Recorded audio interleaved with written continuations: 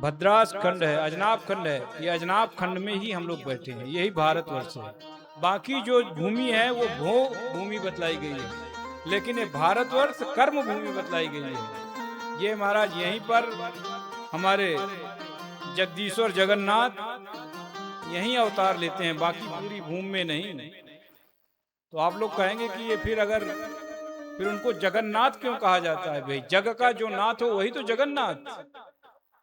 और यदि भारत में ही वो अवतार लेते हैं तो उनको भारतीय कहना चाहिए, जगन्नाथ तो नहीं कहना चाहिए।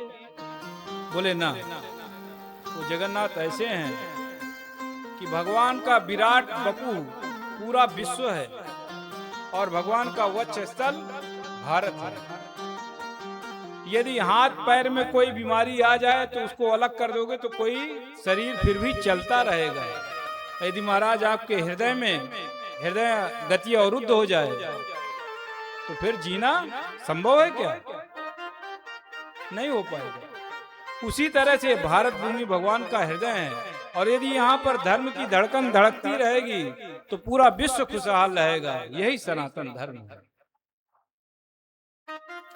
बहुत अच्छी अन्य किसी ग्रंथों में अपने भूमि की, अपने देश की महिमा नहीं गाई गई, पर हमारे भागवत जी में भारत देश की भी महिमा है। ये महाराज 5वें स्कंद में मुक्त कंठ से भारत की महिमा गाई गई है। अहो अमीसाम किम कार्य शोभनम प्रसन्न येषां स्वदित स्वयं हरि ऐर्जन्म लब्धं रसुभारताजिरे मुकुंद सेवौ पैकं स्पृहाहिना मुकुंद सेवौ पैकं स्पृहाहिना। अहो अमीसाम किम कार्य शोभनम। भारतवर्ष की ऐसी महिमा है महाराज।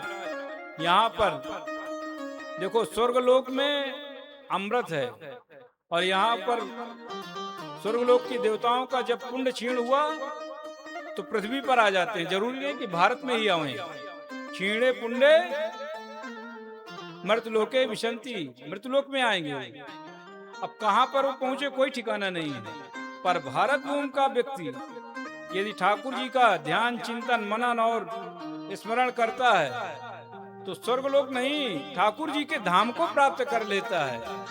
इतनी इस भूमि की महाराज महिमा है। अगर स्वर्गलोक के देवता चाह करके भी भगवान के धाम के बैकुंठ को नहीं जा सकते, क्योंकि उनकी निश्चितता, वो पुण्य जितना है वहां तक सुख भोगेंगे, और जैसे पुण्य क्षीण हुआ वैसे उनको नीचे आना है। लेकिन हम आपको ये परम सौभाग्य है कि हम आप उस तपस्या के, भगवान के चिंतन मनन से, भगवान के कथा के श्रवण पान से भगवान के धाम को प्राप्त कर लेते हैं। ये सौभाग्य केवल भारत भूमि महाराज, ऐसी भूमि है। बहुत सुंदर गाया है भारत की महिमा मुक्त कंठ से महाराज। 5वें स्कंद में भगवान सुखदेव जी ने इस